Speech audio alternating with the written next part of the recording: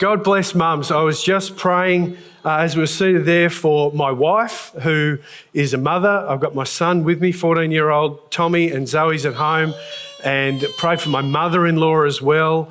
And my mum has since passed. And when Ben asked all the mums and grandmas, etc., to stand, I wasn't sure if he was asking me to stand as well, because I felt like I have a motherly type figure. And so I thought maybe I could get up. My figure is sort of a little motherly. So anyway, I didn't think it really was for me, but thank you, Ben. Great to be here this morning. I just want to read the text that we're going to talk about this morning, and I asked for this painting to be put back up here from MJ. It's great work, and is a good mental picture for you to be thinking about as we talk through this passage this morning, this couple of verses. For God did not send his Son into the world to condemn the world, but to save the world through him. Whoever believes in him is not condemned, but whoever does not believe stands condemned already, because they have not believed in the name of God's one and only Son. That's John 3:17 and 18. That's the text we're going to look at today, and it's built around this picture. I grew up in a suburb called Donvale in Melbourne, in Victoria, and we lived as a family about 4 kilometres, 4.5 k's from my school, and I would ride my bike or walk to school each day.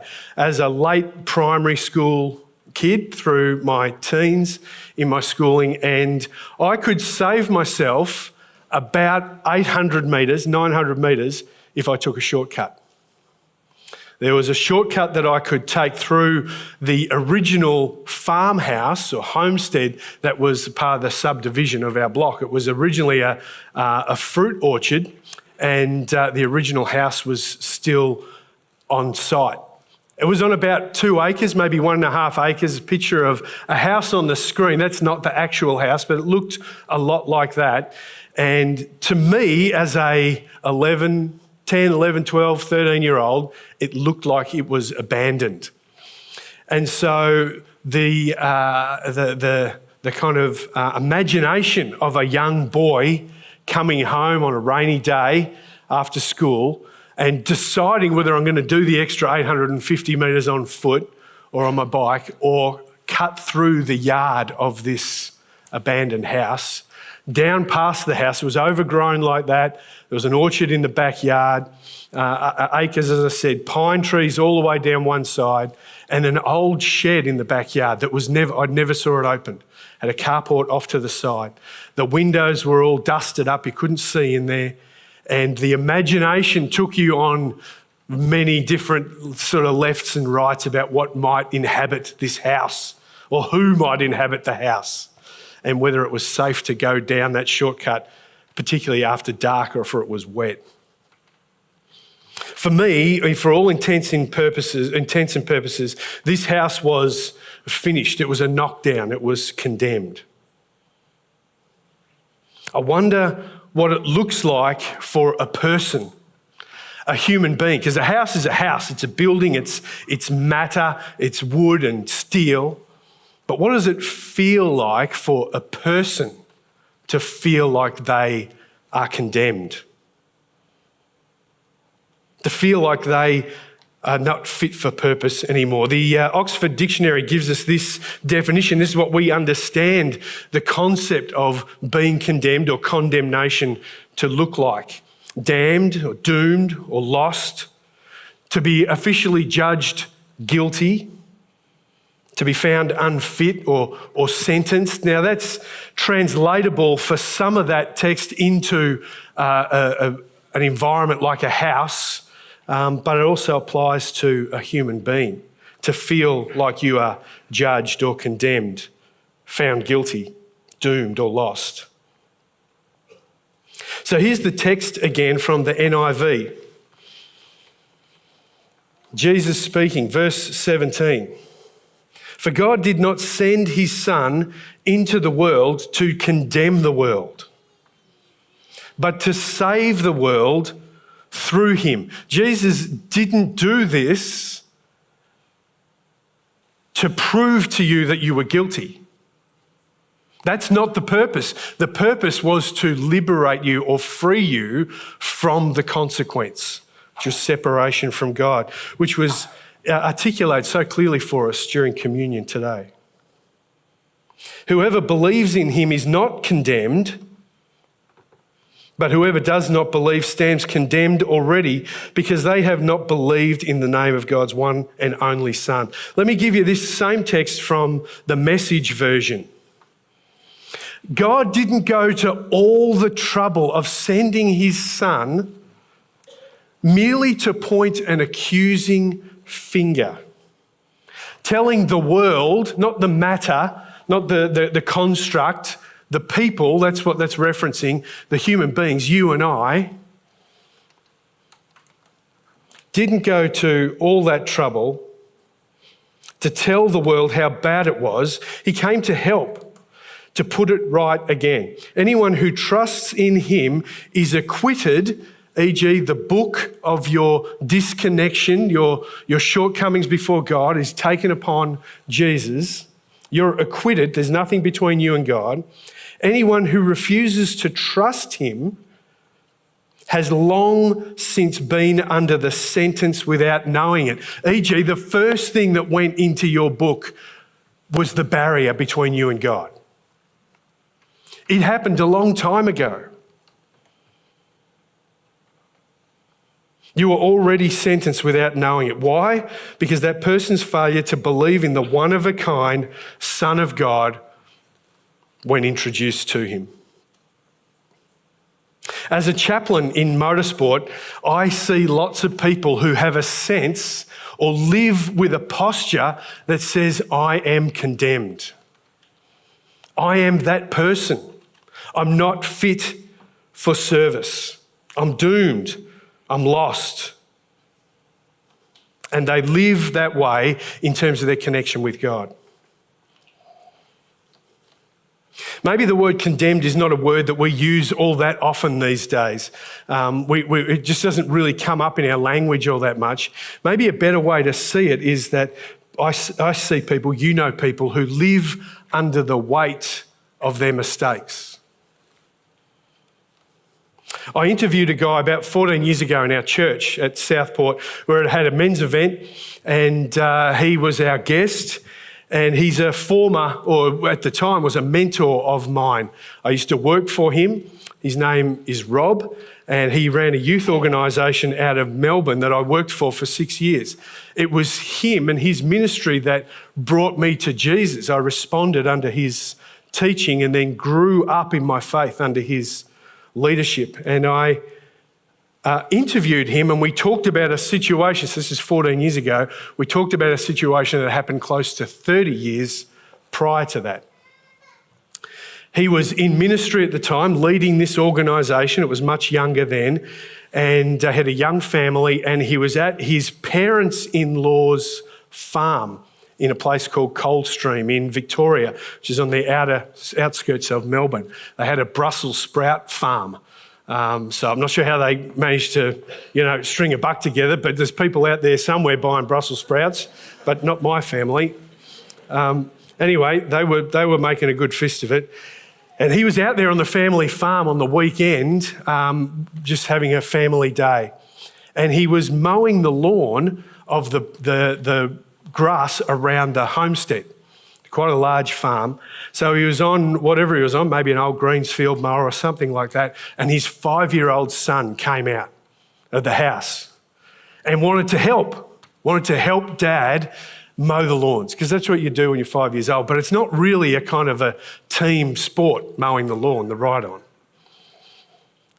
But Rob made the choice to sit his son Jamie up on the bonnet of the lawnmower. And so off they went, and they completed their first pass. At the end of that pass, he turned left and Jamie went right. He ran over his right arm. Blades. So he was rushed to hospital in Lilydale and then on to Box Hill Hospital to start a journey of what was over 20 surgeries, bone grafts, skin grafts, and all that would go along with that over the coming almost a decade. And when I spoke to Rob about this on this night 14 years ago, about an incident that happened 30 years before that, he was emotional, as you would expect. He was very honest and open with us about that sense that we're talking about this morning, feeling condemned and carrying the weight of your choices. He said as a part of that interview, Steve, I was at the hospital at Box Hill that night. It was about 10:30, so we're maybe 12 hours after the accident. I made the choice that night to not live under the weight and the consequences of my own choices. I would repent and give them to Jesus.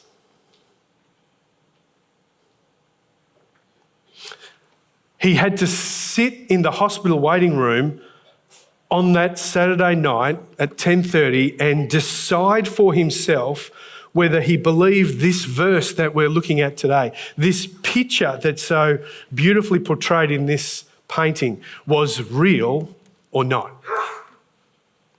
He had to make a choice about whether he would not live under the weight of that choice. Have you ever felt the weight of your choices? I'm sure you have. I know I have.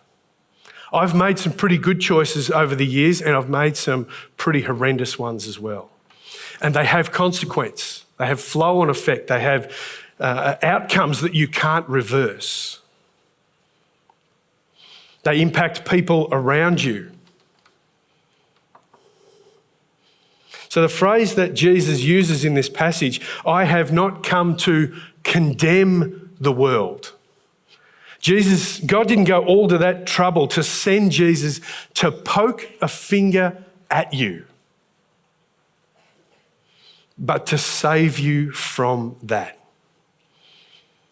Now the phrase here, I have not come to condemn, for many could feel like music to your ears, right? Sweet relief, a pathway out, a lifeline, a rescue plan. But if you've battled with that weight, you'll be cautious to throw yourself into this. It's hard to get it to go away. So what is Jesus saying here? Is this just a nice friendly platitude, a cliche borrowed from history maybe? Or is he going to back this up with something meaningful? Well, to understand this phrase in John chapter 3, you have to understand it in the context of John chapter 2 and in the context of John chapter 4. In John chapter 2, Jesus is in the temple forecourt. He's at church, effectively.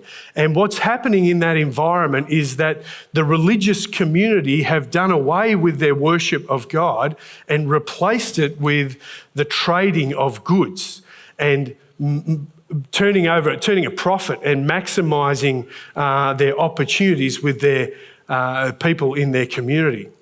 It's no longer a house of prayer. Jesus refers to it as a den of robbers, people looking after themselves. And so he turns the tables over. He's frustrated and angry about what religiosity has become in that setting.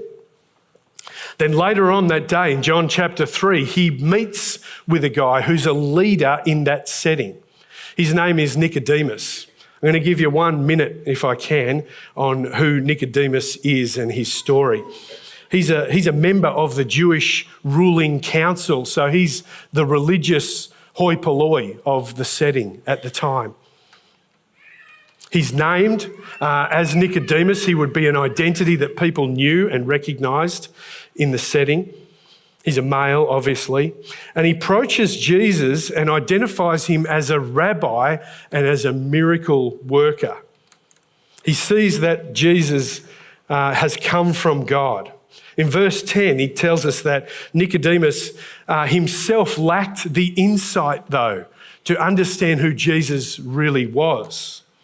He didn't have the insight and understanding about spiritual or heavenly things, even though he was a leader in that part of the community. That was his job, but he didn't really get it. In fact, he was a product of the system that he was in, that Jesus was dealing with in the temple forecourt, someone who could deliver religiosity but not have connection with God. Nicodemus was that guy.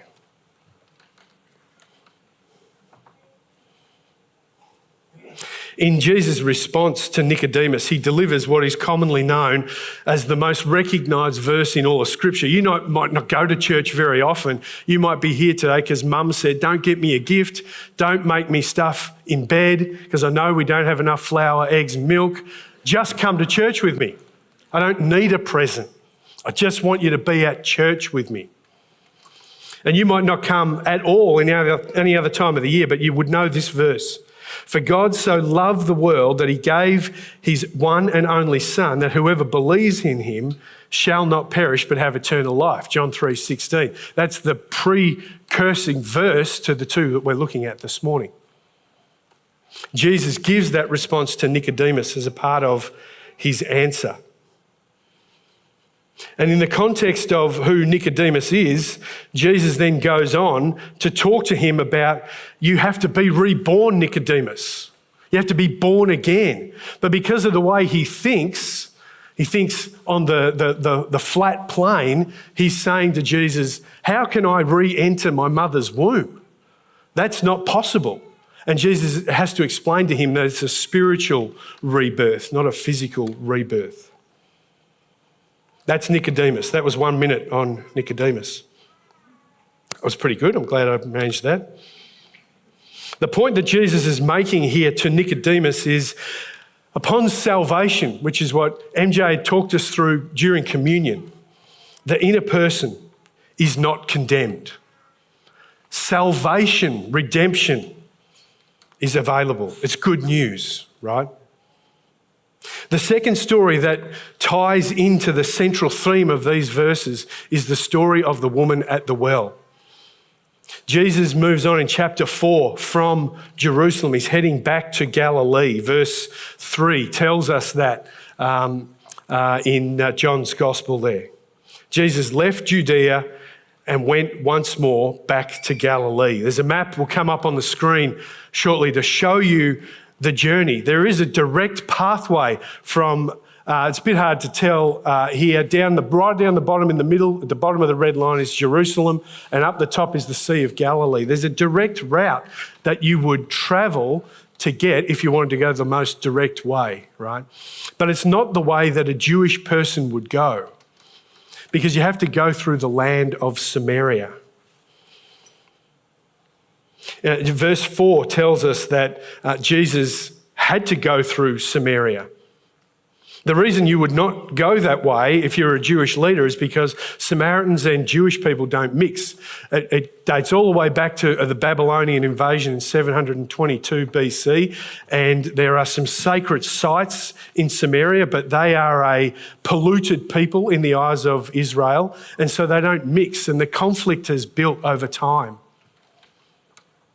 And so if you were a Jewish person, you wanted to travel to Galilee, you would go north, then you would go west, you would cross the Jordan River, go north for a long time, then go east again once you're at the north side of Samaria, and then go north to Galilee. It'd take you a fair bit longer. It's out of your way. But Jesus chose not to do that. Verse 4 says he had to go through Samaria. The King James, the original English translation of the Holy Scriptures, says, he must needs go through Samaria.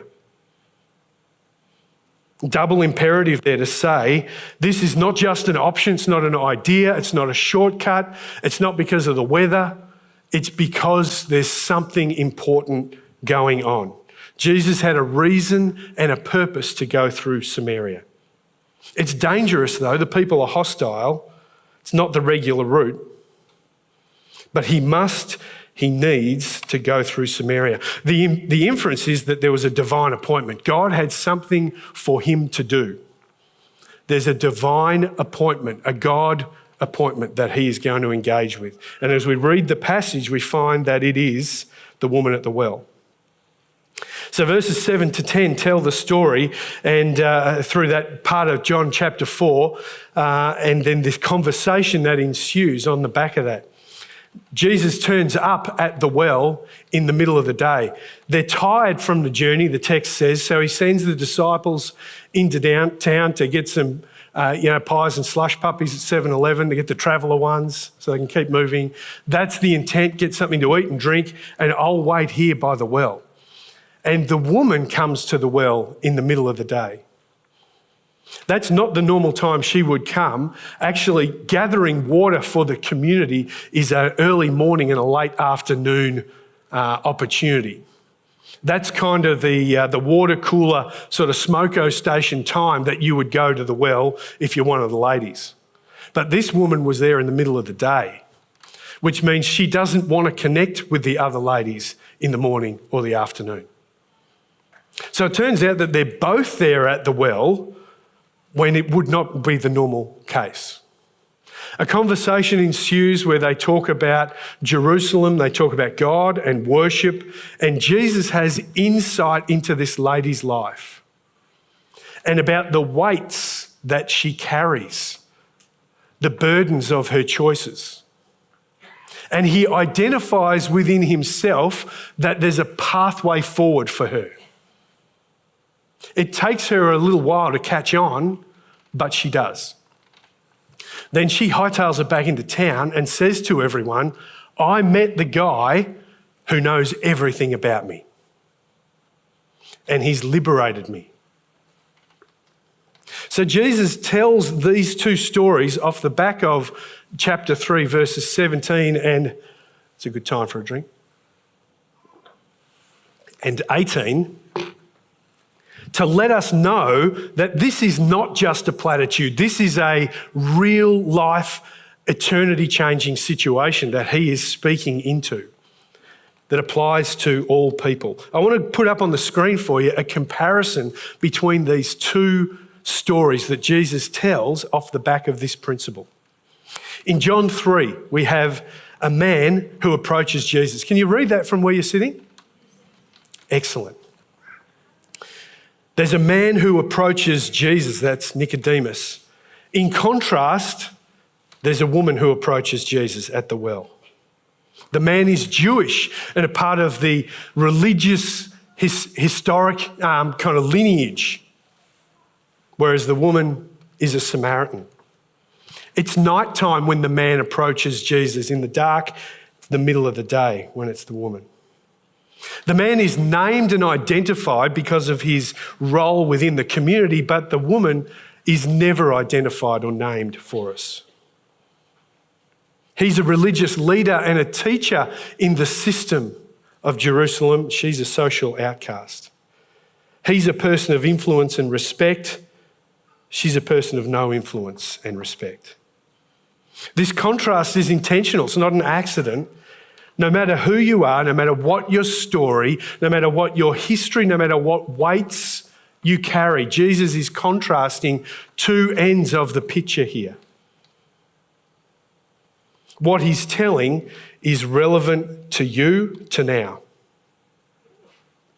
So you might wonder, what does this look like in the context of the role that I carry now as a chaplain in motorsport? So I'm the National Director of Motorsport Ministries, if you're looking it up later, and I'm a chaplain for the V8 Supercars and the Australian Superbike Series, which is the two elite levels of track racing in our country. How does this text and this principle relate to the work I do day to day, week to week? Well, I was in New Zealand just recently for the 2 rounds of the supercars. We were at Taupo or Taupo, depending on which part of the country you're from, and then in Christchurch on the South Island. And there's 2 race meetings a week apart. I'm at the circuit at Taupo early. It was just actually coming up dawn. I took a couple of photos, and what I would do as a chaplain in that environment, each race meeting, is pray for our whole community. I'd pray up and down the pit lane before any of the teams get there, drivers, any of that stuff. I'm there nice and early, and I'm just praying out what might transpire that day. And on that particular day, I spent some time praying particularly for mums or wives of race car drivers. I don't reckon there's a tougher job in motorsport than being a mum or a wife of a race car driver. I reckon that's a hard business. So when I'm in a race team's garage, the front of the garage, which is where all the cars are here, the conversations you might have at this part of the garage are all about tyre pressures and tyre degradation and suspension geometry and spring rates. That's what the guys at the front of the garage are talking about. But when you go down to the back of the garage, where the families are, the wives and the mums, they're not talking about that stuff. They're much more anxious about the safety and care of the individual that they love who's about to go on the track. And so I was praying for mums with that in mind. And as I'm coming down the pit lane at the back, at about 10:30 that day, I see two mums of two drivers in this one team. So they were both there and they were chatting to each other. And I said to them, I know them both personally, named them.